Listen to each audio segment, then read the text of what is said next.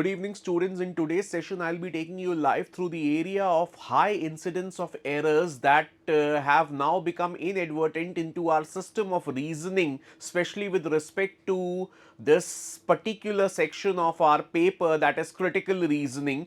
अब इस पूरे सेक्शन में जो हमारा high frequency error incidence zone है उसको हम थोड़ा सा हाईलाइट करेंगे और देखेंगे किस तरीके से हम इसको मिटिगेट कर सकते हैं, how exactly we can look forward to diminish this zone of high frequency error and what are the common errors that have crept into our system of reasoning based faculties, or what should be our normal approach, what should be our doctor's recommended approach to deal with this upshot of errors that has now become rather common since last 3 to 4 mocks in succession. So going through it, I'll give you a proper view of how to go about it.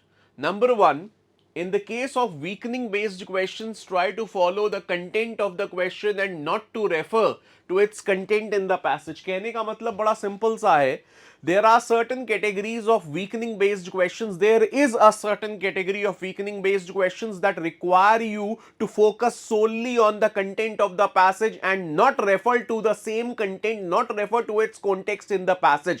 कहने का मतलब है कुछ type के questions ऐसे होते हैं जिनमें सारा कंटेंट क्वेश्चन में ही दे दिया गया होता है. आपको उस कंटेंट को दोबारा पैसेज में रेफर करने की जरूरत नहीं है, उसका कॉन्टेक्स्ट देखने की जरूरत नहीं है. The reason being because the author by default wants you to focus solely on the content of the question and not to its context that has been provided backhand at the passage.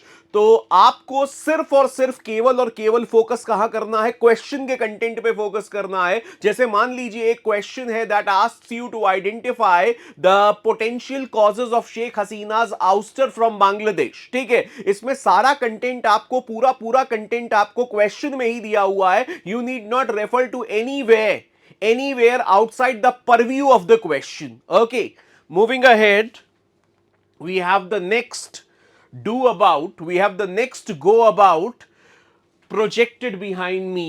Certain question types should be approached after proper reference to the main idea of the passage. For example, assumption, title and primary objective. कुछ type के questions हमारे ऐसे होते हैं, they can be typically identified as the derivatives of the main idea of the passage. Mathematics में एक chapter होता है डेरिवेटिव्स. डेरिवेटिव्स का मतलब होता है कि कोई चीज कोई पर्टिकुलर सब कॉन्सेप्ट किसी मेन कॉन्सेप्ट पे, किसी प्राइमरी कॉन्सेप्ट पे डिपेंडेंट है और उस डिपेंडेंसी के बेसिस पे ही हम उसको डिराइव करेंगे पैसेज से या कहीं से भी. तो कुछ कॉन्सेप्ट्स ऐसे होते हैं जैसे कि अजम्पशन, प्राइमरी ऑब्जेक्टिव, टाइटल, ये पूरे तरीके से डिपेंडेंट होते हैं main idea of the passage पे. जब ये main idea of the passage पे डिपेंडेंट है, मेन आइडिया सीधा सीधा दिया गया है, मेन आइडिया से ही इनको निकालना है, तो आपको इधर उधर भटकने की जरूरत नहीं और सीधा सीधा इन पे जंप नहीं करना है. So before dealing with questions based on assumption, primary objective and title, you are supposedly required to delve out, you are supposedly required to dig out the main idea of the passage first and then go towards the highlight of the question. Okay, thank you. Now, our third go about approach. Do not approach questions based on flaw and paradox without applying the principle of relevance. अब ये principle of relevance क्या होता है? Principle of relevance का मतलब होता है according to the passage.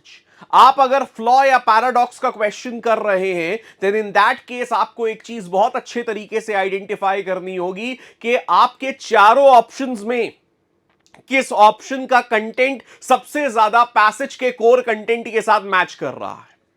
जिस भी ऑप्शन का कंटेंट पैसेज के कोर कंटेंट के साथ मैच कर रहा है, वही ऑप्शन हमारे आंसर सीकिंग ऑपरेशन में रेलेवेंट रहेगा, अदरवाइज इररिलेवेंट हो जाएंगे. मान लीजिए कोई ऑप्शन ऐसा दिया गया है जिस ऑप्शन का कंटेंट पैसेज में है ही नहीं. ठीक है, हम बात कर रहे हैं बांग्लादेश की और ऑप्शन में पाकिस्तान का कंटेंट है, तो क्या इस ऑप्शन में कभी फ्लॉ हो सकता है? नहीं, क्योंकि प्रिंसिपल ऑफ रेलेवेंस यहां पे पूरे तरीके से डिफाइड हो रहा है, पूरे तरीके से वायलेटेड हो रहा है, पूरे तरीके से ब्रीच्ड हो रहा है.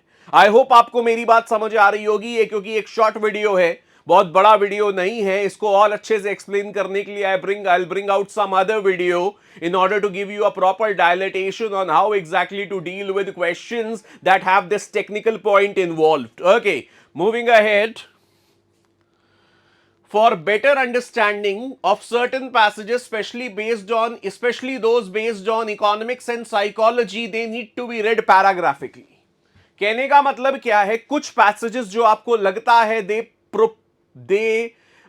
they create a kind of comprehension error for you. They are kind of a challenge in terms of their comprehension, in terms of their depth of comprehension, in terms of the profundity they pose for a reader. In that case, you need to go paragraphically.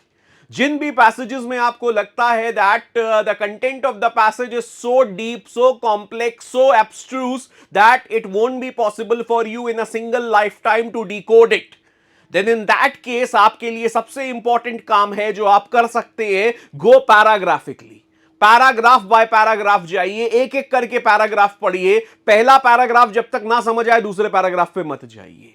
Try to focus your area of attention, try to focus your attention on the first paragraph primarily, and once you are done with the first paragraph properly in terms of absorbing its essence, then go over to the second paragraph. Otherwise keep yourself limited to the length of the first paragraph.